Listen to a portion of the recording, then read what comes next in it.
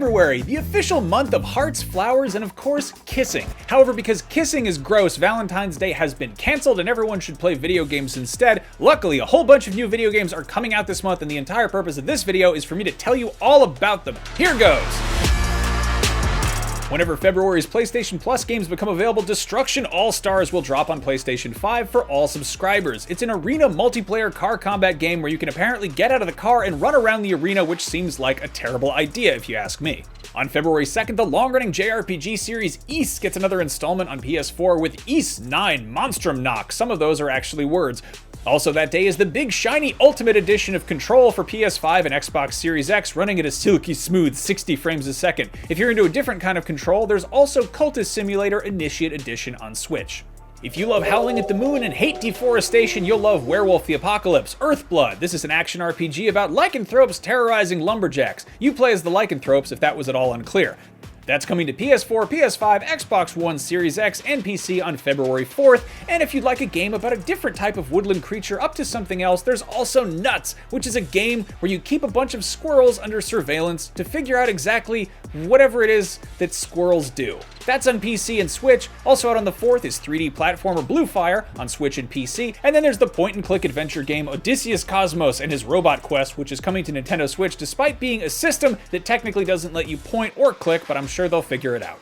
On February 5th, PlayStation 5 gets Nioh Remastered, the Complete Edition, and Nioh 2 Remastered, the Complete Edition, as well as the Nioh Collection, which collects both those games and all their DLC. And if you're still on PS4 and slept on Nioh 2 last year, that's getting a Complete Edition too, which includes all the DLC and swords and whatnot. Also out that day on PC is Kinetic Edge, a physics platformer-based racing game that kind of looks like if Geometry Wars suffered from an acute case of marble madness.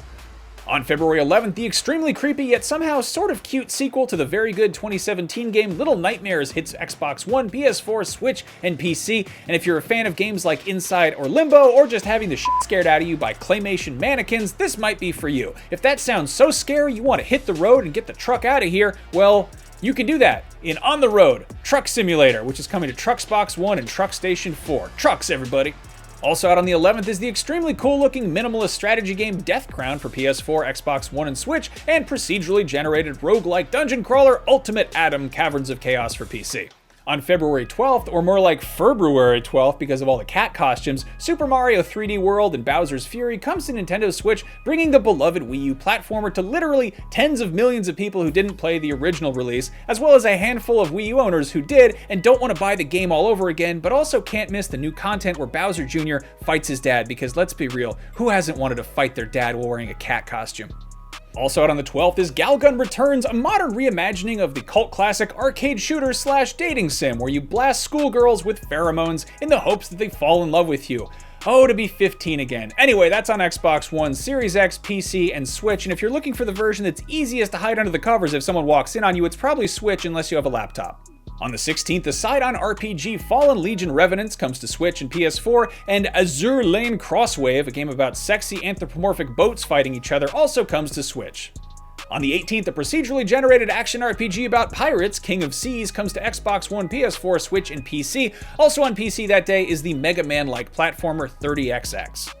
On the 22nd, psychological investigative visual novel Dry Drowning comes to Switch, PS4, and Xbox One, and then on February 23rd, Persona 5 gets a canonical semi-sequel with Persona 5 Strikers, aka Scramble, in Japan. That picks up where the beloved JRPG left off, but it replaces its turn-based combat with Muso hack-and-slash action where you can wail on like 200 dudes at once, which is fun. That's on PS4, PC, and Switch, which is messed up because regular old Persona 5 is still only on PS4. Boo! Also out on the 23rd for PS4 and Switch, as well as Xbox One, is Curse of the Dead Gods, a skill-based roguelite dungeon crawler, as well as the unsafe rideshare simulator Taxi Chaos on all those platforms I just said, and then Rogue Heroes Ruins of Tasos comes to Switch. On the 25th, prepare to get so frightened by monsters that your clothes literally fly off your body and you have to run around in your underwear in Ghosts and Goblins Resurrection, the modern reimagining of Capcom's classic run-and-gun platformer. Though technically it doesn't have guns, you just sort of jump around and shoot spears at everything, so maybe you should call it something different like Prance and Lance. That's my suggestion. Anyway, that's on Nintendo Switch. Also on Nintendo Switch on the 25th is Forward to the Sky, which is about an anime princess doing stuff, you guessed it, in the sky. On the 26th, Bravely Default 2 hit Switch, which is technically the third game in the JRPG series that got its start back on 3DS. The second Bravely Default was Bravely Second, which came out in 2015, but really, as far as Square Enix naming conventions go, naming the third installment with a number 2 isn't that weird. Kingdom Hearts counts its sequels with decimals and musical notes and wingdings and stuff like that.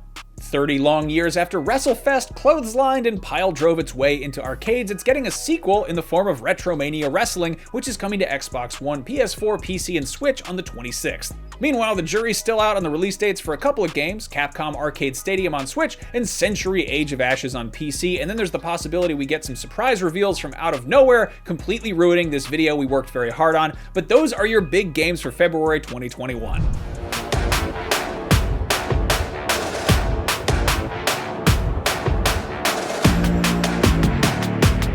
As always, what did I forget? What did I screw up? And most importantly, what are you playing this month? Let us know in the comments, and I'll probably see you next month with March's biggest releases, but I say probably because I'm expecting a pretty big release of my own because my wife is having a baby, which completely throws an entire bicycle into the gears of my plans to replay Yakuza Like a Dragon on PlayStation 5, and that, dear viewers, is why you should never do kissing. Just play Galgun Returns instead. It's much less gross. Thank you for watching. I'll see you next month. Maybe. Kisses.